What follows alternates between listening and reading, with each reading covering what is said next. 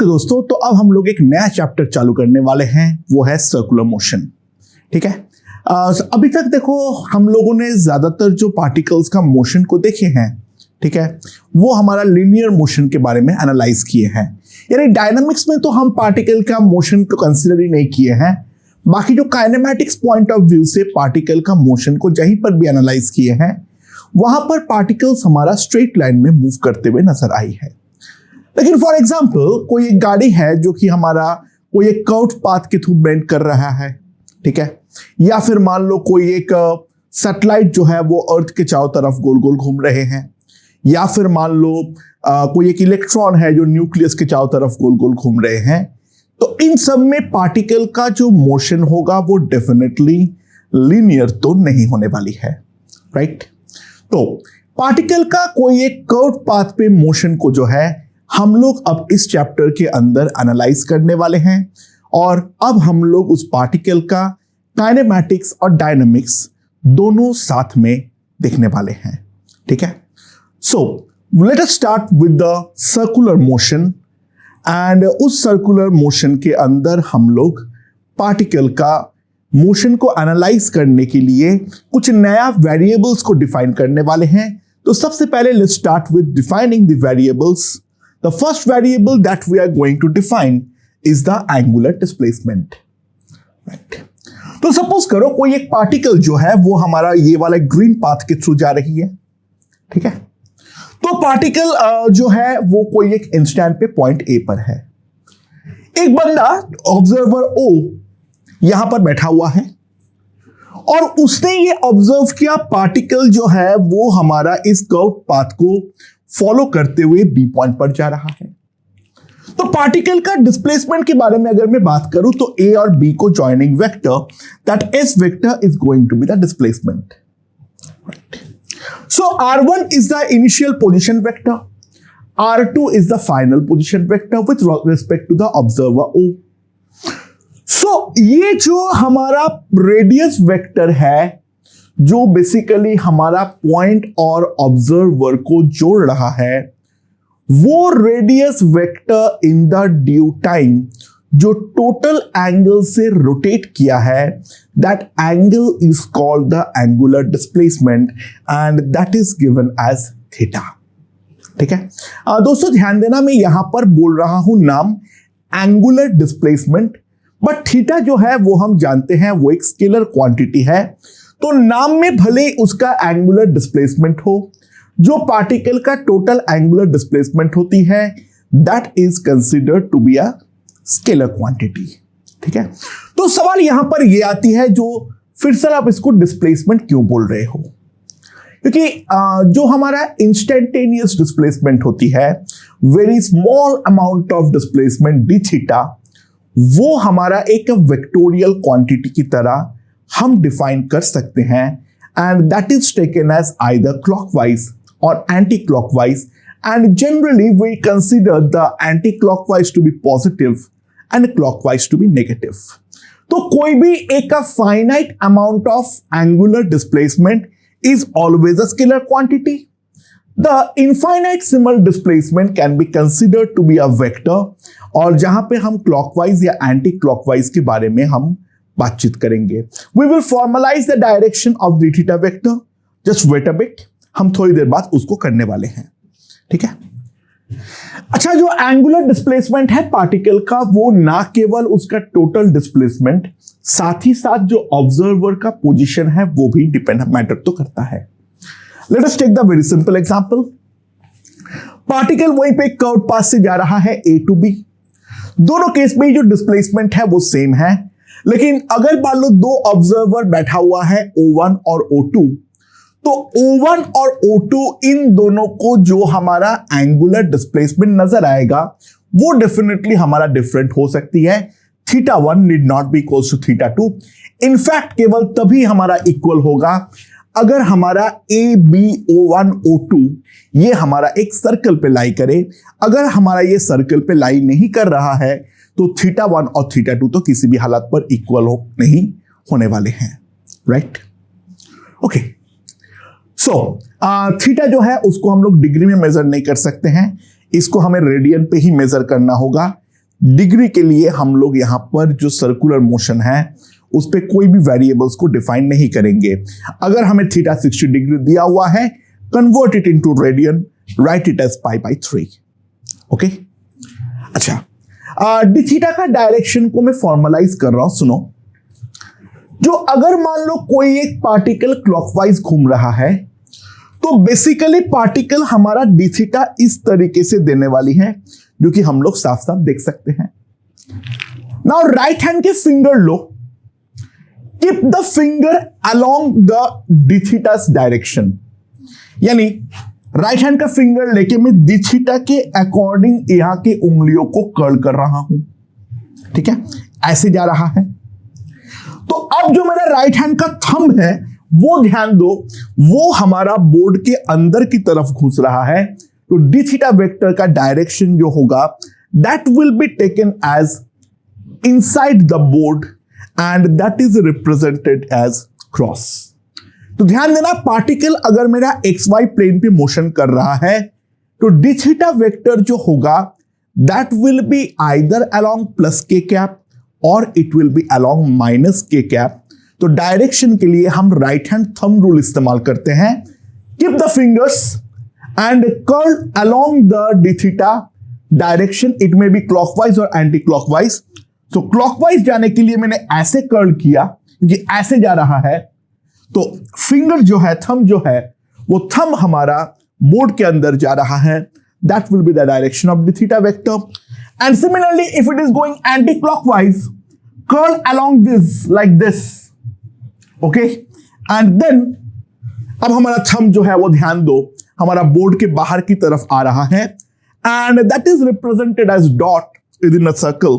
ठीक है, तो यहां पर भी direction according to our definition is either plus k cap or minus k cap, provided the motion is occurring in the xy plane. Now, after defining the angular displacement, हम लोग अपना next variable की ओर आगे बढ़ते हैं। That is called the angular velocity, or written as omega vector. Now, what is angular velocity? It is the rate of change of angular displacement. तो मान लो कोई एक पार्टिकल जो है वो हमारा कोई एक कर्व पाथ में घूमता है, तो एक सर्टेन टाइम dt पे जो हमारा रेडियस वेक्टर है, मान लो वो हमारा डी थीटा एंगल से गोल घूम जाता है, तो angular displacement is D theta. तो rate of change of angular displacement can be written as D theta by D T and that is written as omega. So omega is equals to d theta by dt.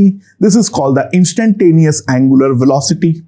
ठीक है, और average निकालने के लिए total time delta theta by delta T कर दो, that will give me the average angular velocity.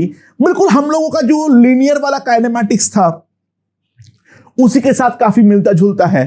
ठीक है, कोई अभी तक कोई डिफरेंस जो है वो तो डेफिनेटली हमें नजर नहीं आया है। Direction of omega vector is assigned in the same way of D theta vector, यानी ओमेगा वेक्टर को अगर हमें डायरेक्शन देनी हो तो in that case D theta vector की तरह ही हम लोग राइट हैंड थंब रूल का इस्तेमाल करने वाले हैं। And again in the X Y plane omega vector will be along plus minus K cap. ठीक है, अच्छा, हम लोग इस चैप्टर में ओमेगा को बिल्कुल एक स्केलर की तरह ही ट्रीट करेंगे।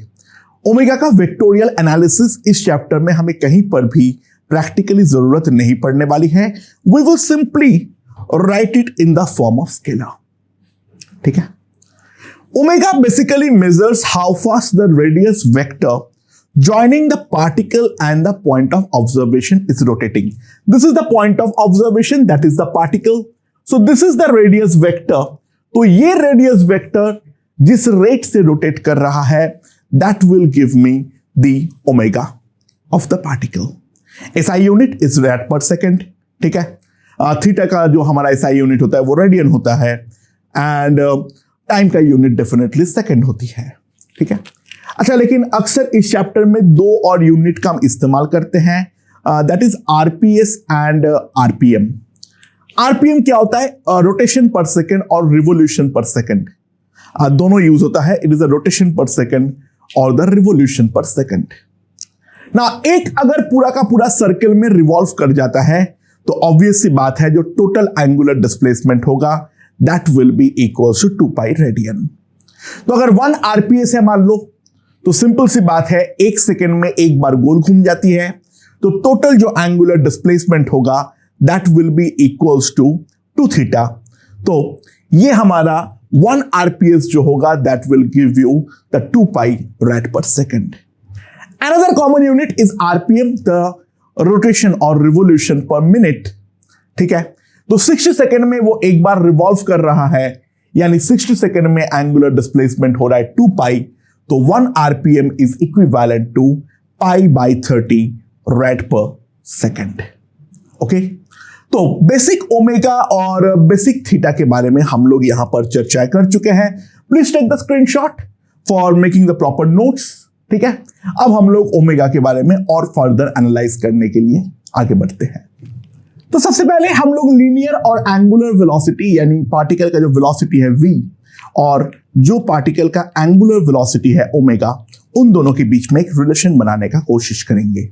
ठीक है, नाउ प्लीज ऑब्जर्व यहां पर सपोज करो हमारा पार्टिकल जो है वो एक प्योर सर्कुलर मोशन एग्जीक्यूट करता है।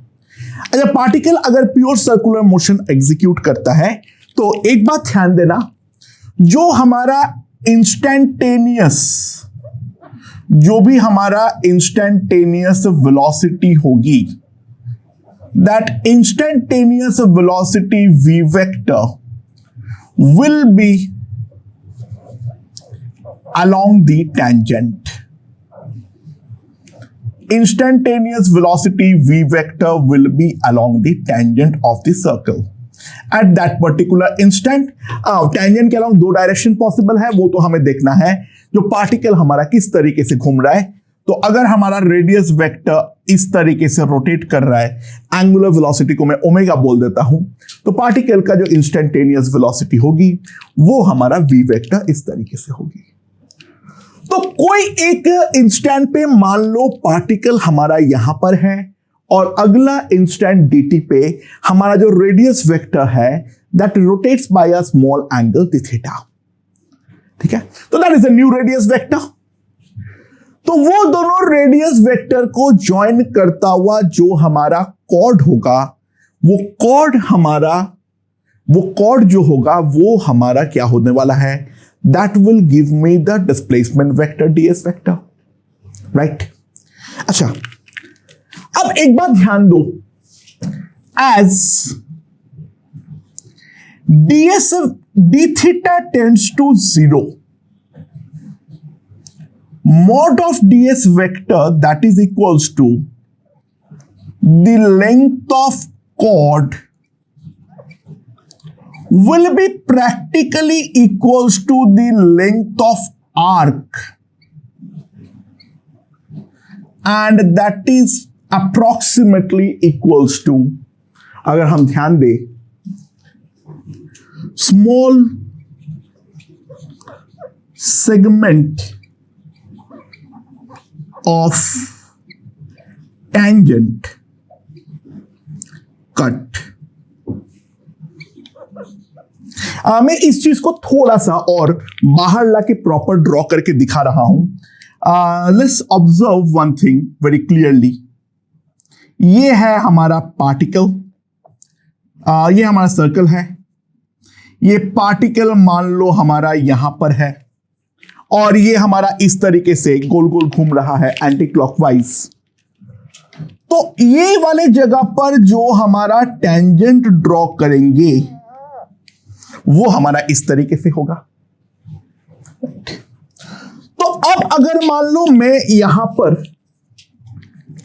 कोई भी एक रेडियस वेक्टर बनाता हूं, ये वाला पॉइंट को तो O बोल दो,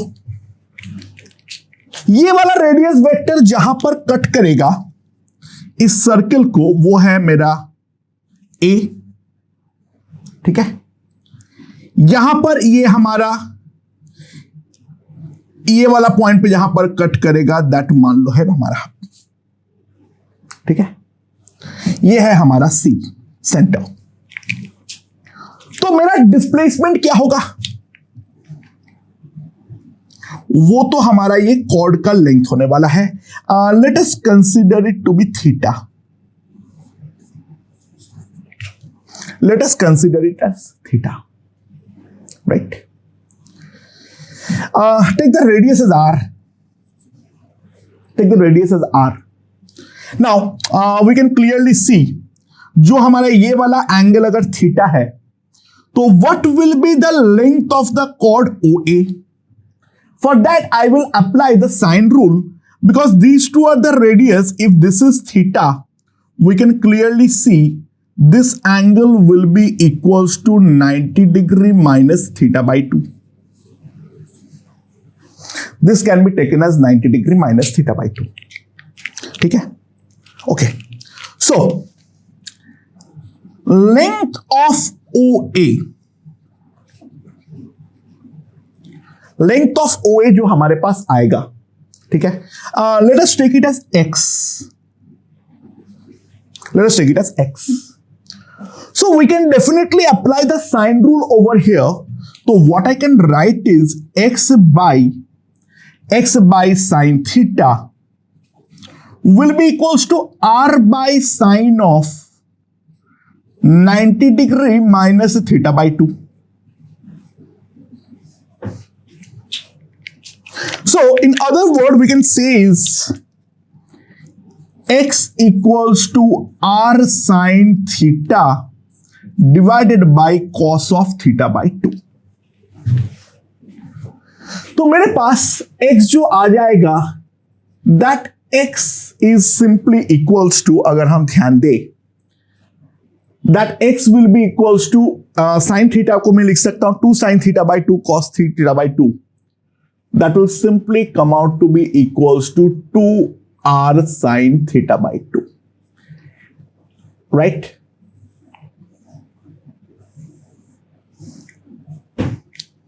अच्छा, तो कॉर्ड का लेंथ मैंने पहले निकाल दिया. अच्छा, लेंथ ऑफ आर्क कितना होगा? Length of arc OA. ध्यान दो that S is nothing but equals to R into theta. ये तो हमारा बेसिक रेडियन का डेफिनेशन था. जो हमारा लेंथ ऑफ कॉर्ड होगा, दैट लेंथ ऑफ आर्क होगा, that is nothing but S equals to R theta. And now the final, हम लोग OB का लेंथ निकालना चाहते हैं. So consider triangle OCB. This is the radius and this is the tangent. So this angle COB angle will be equals to 90 degree. तो मैं clearly एक चीज लिख सकता हूं, let OB is equals to Y. OB is equals to Y. That implies Y by R will be simply equals to tan theta. So Y is equals to R tan theta. Right? तो ये हमारा general है. Obviously बात है, जो हमारा cord है यानी डिस्प्लेसमेंट है, जो हमारा आर्क का लेंथ है, और जो हमारा टेंजेंट का पोर्शन कट हो रहा है, जो मेरा इनिशियल पोजीशन में ये था और वहां पे जो ड्रॉ किया हुआ टेंजेंट का पोजीशन कट हो रहा है, वो तीनों डेफिनेटली हमारा इक्वल लेंथ का तो नहीं आ रहा है. That's for sure. हाँ, लेकिन हमें तो जो कंसीडर करना है वो है for very very small angular displacement, try to understand as theta tends to 0. Obvious सी बात है, साइन थीटा बाई 2 को मैं प्रैक्टिकली थीटा बाई 2 लिख सकता हूं और टैन थीटा को प्रैक्टिकली मैं थीटा लिख सकता हूं. So try to understand, theta जैसे जैसे हमारा छोटा होता जाएगा तो x will be approximately s, that will be approximately y, and that value can be taken as r theta. ठीक है. सो जो डिस्प्लेसमेंट हो रहा है वो ds वेक्टर जो हमारा है, that ds vector is along the chord. ठीक है. जो हमारा v वेक्टर है, v वेक्टर इंटू dt अगर मैं करूंगा, that will be the portion of tangent. And जो हमारा ये आर्क का लेंथ बनेगा, वो आर्क का लेंथ जो बनेगा, that will be equals to R d theta. So equating it में व्हाट आई कैन राइट, जो हमारा mod of s vector होगा, that can be also taken as a mod of v vector into dt, and that can be written as r into d theta. So what I can write is v into dt will be equals to r d theta. So v will be equals to r into d theta by dt. So what I can write is v will be equals to omega into r. कोई एक particle का angular velocity अगर omega है, तो उसका जो हमारा linear speed है, तो v is what? The linear speed, and r क्या है? हमारा रेडियस, एंड ओमेगा क्या है? That is the angular velocity. तो कोई एक पार्टिकल अगर हमारा प्योर सर्कुलर मोशन एग्जीक्यूट कर रहा है, तो वो वाला पार्टिकल का जो हमारा लीनियर स्पीड होगा, that linear speed will be equals to the omega of the angular velocity of the particle into the radius of the circle. ठीक है? Now, सर्कुलर मोशन के लिए हमें एक एडेड बेनिफिट मिलता है। जो हमारा v वेक्टर है, वो v वेक्टर हमारा ऑब्वियस सी बात है along the tangent होता है। Now, if we consider for a general motion in a curve, what will happen if we consider a general motion along a curve? So try to understand, v vector can be in any direction at that instant. ठीक है? So let's consider here, यहां पर है एक point P, यहां पर है एक पॉइंट P। सो यहां पर मान लो पार्टिकल का जो रेडियस वेक्टर है, that radius vector r vector is along this, और पार्टिकल का जो इंस्टेंटेनियस वेलोसिटी होंगे, मान लो हमारा वो इस डायरेक्शन के अलोंग है। पार्टिकल का जो इंस्टेंटेनियस वेलोसिटी होंगे, ये मान लो हमारा इस डायरेक्शन के अलोंग है। This angle is theta. So what will happen? Theta is angle, let us take it as phi, तो थोड़ा सा क्लैरिफाई हो जाए, क्योंकि थीटा हम लोग अभी तक एंगुलर डिस्प्लेसमेंट ले रहे हैं।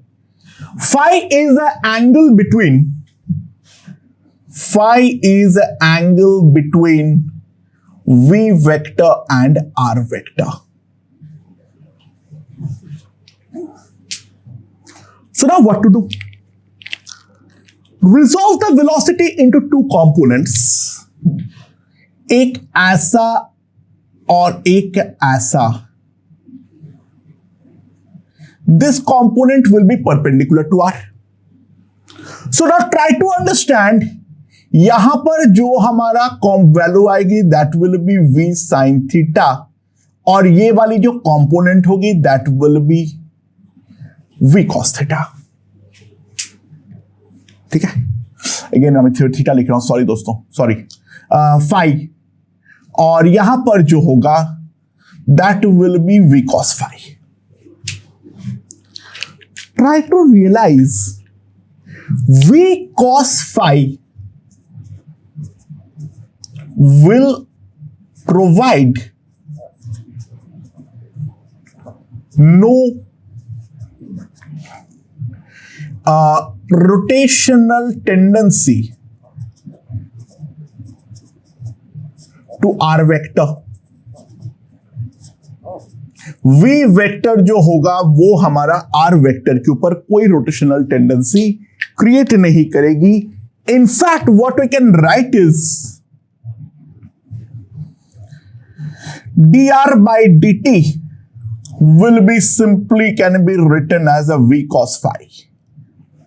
dr by dt बेसिकली वो तो हमारा रेडियस वेक्टर का लेंथ को बदलने का ट्राई करेगा. देखो सर्कुलर मोशन होना बिल्कुल भी जरूरी नहीं है. ठीक है, पार्टिकल मान लो एक स्पाइरल में घूम रहा है. ठीक है, उन सारे केसेस में हमारा dr by dt जो होगा, जो रेडियस है वो डेफिनेटली बदलेगा. And that dr by dt will be simply v cos theta, v cos phi. And then we have to realise V sin phi provides rotational tendency to R vector without changing its length. उसके length पे किसी भी प्रकार का कोई बदलाव बिना लाए, क्योंकि v sin phi जो है वो हमारा r के परपेंडिकुलर है, और परपेंडिकुलर वेक्टर में हम लोगों ने देखे हैं जो हमारा रेडियस है उसको बदलने का कोई कोशिश यहां पर नहीं है. तो v sin phi जो है वो हमारा सिंपली एक रोटेशन की तरह ही तो काम करेगा.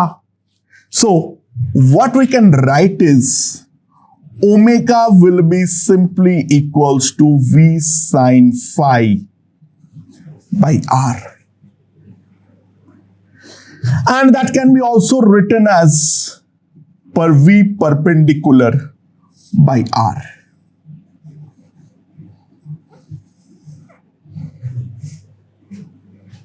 ठीक है, omega will be simply equals to V sin phi by R. So V perpendicular by R will give you the omega. तो अगर जनरल मोशन है, simply resolve it into two components, and that two components will give you the velocity of the particle. ठीक है, sorry, angular velocity of the particle by dividing it by the relative separation. ठीक है, तो मान लो अगर कोई भी अगर जनरल हमें डिफाइन करना हो, यहां पर अगर दो पार्टिकल है, यहां पर ये v1 से जा रहा है making an angle of phi, और यहां पर मान लो हमारे पास दूसरा है making an angle of theta like this. ठीक है, तो simply what we can say is resolve it into two components like this and this. Resolve it into two components like this and this. यहां पर length जो है वो है हमारा L. So this is a V1 sin phi. This is basically V2 sin theta. So what I can write is V relative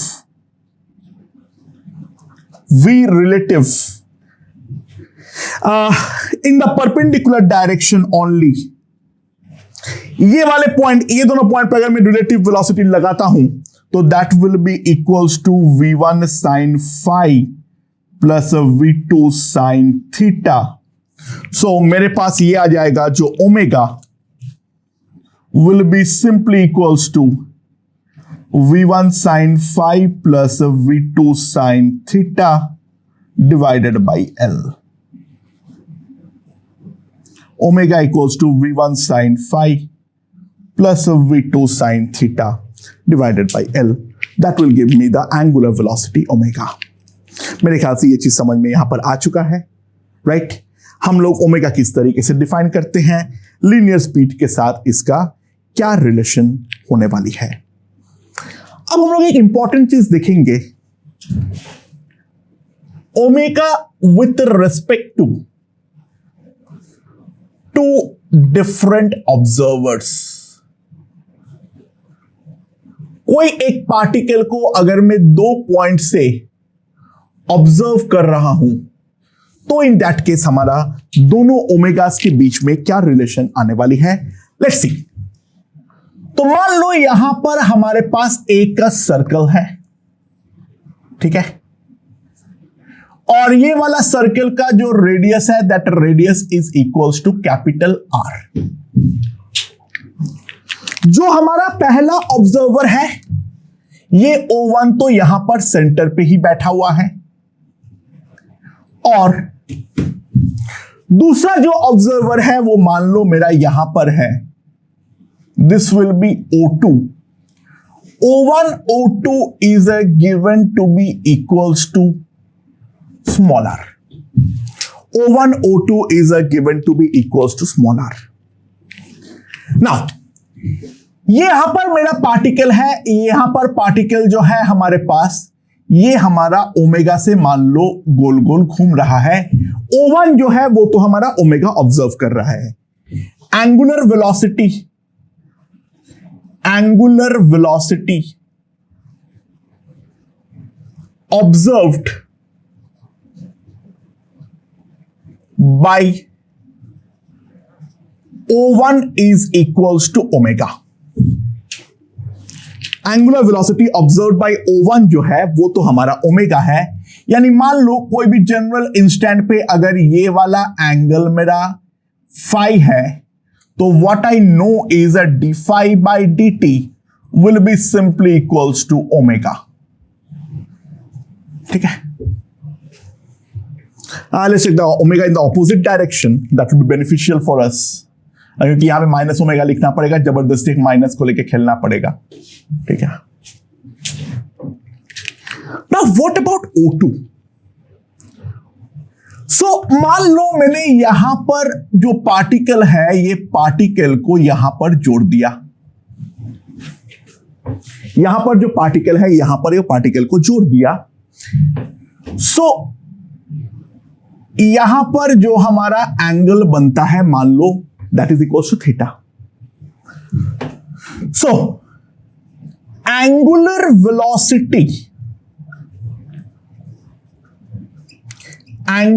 velocity observed by O2 will be say omega dash and that will be equals to d theta by dt। अच्छा, तो मैं ये वाला triangle को थोड़ा सा बाहर निकाल के लाता हूं, ये वाला ट्रायंगल को मैं थोड़ा सा बाहर निकाल के लाता हूं। सो थोड़ा सा बड़ा करके जिससे कि हम ड्रॉ कर पाए। ये है हमारा, this is the observer 1 O1, this is O2 and here is the particle. अच्छा, पार्टिकल का जो इंस्टेंटेनियस वेलोसिटी है, ट्राई टू अंडरस्टैंड, वो हमारा v इस डायरेक्शन के अलोंग है and that v is nothing but equals to omega into capital R। Capital R is the radius of this. ये दोनों आपस में परपेंडिकुलर है। This angle is basically phi, ठीक है। ये वाला एंगल जो है वो है हमारा थीटा, ठीक है। Now this is small r, this is capital R। Now यहां पर इसके साथ परपेंडिकुलर है तो ऑब्वियसली इसके साथ तो परपेंडिकुलर नहीं होगा। मैं अगर इसके रेस्पेक्ट में कोई एक एंगल को देखूं, ये वाला एंगल मेरा कितनी आने वाली है, ये वाली जो एंगल है वो हमारी कितनी आने वाली है।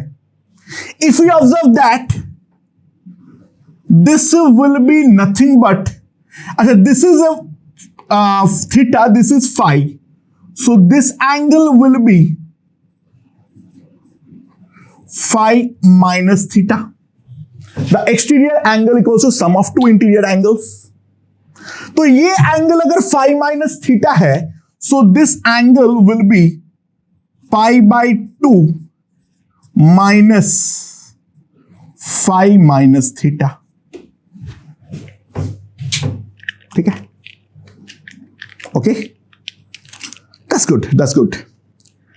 अब मैं यहां पर वेलोसिटी को दो कंपोनेंट पे रिजॉल्व कर लेता हूं, एक इसके अलोंग और एक इसके परपेंडिकुलर। ध्यान देना, जो हमारा v परपेंडिकुलर होगा, that v perpendicular will be equals to omega r sine of pi by 2 minus phi minus theta, that will be equals to omega r cos of phi minus theta. Omega r cos of phi minus theta, ये हम लोग साफ साफ देख सकते हैं। और जो हमारा यहां पर ये वाला कंपोनेंट है, वो वाला कंपोनेंट तो हमारा किसी काम का नहीं है, क्योंकि डेफिनेट सी बात है वहां पर तो वो गेम में इनकॉर्पोरेटेड होगा ही नहीं। सुनाओ, यहां पर आ जाओ, ये मेरा स्मॉल r है, ये मेरा कैपिटल R है, ये है मान लो मेरा r डैश। तो what I can write is r dash by sine of 180 minus 5। ठीक है, r dash by sine of 180 minus 5 is equals to capital R by sine theta. तो r डैश का जो वैल्यू आएगी that will be capital R sine phi by sine theta.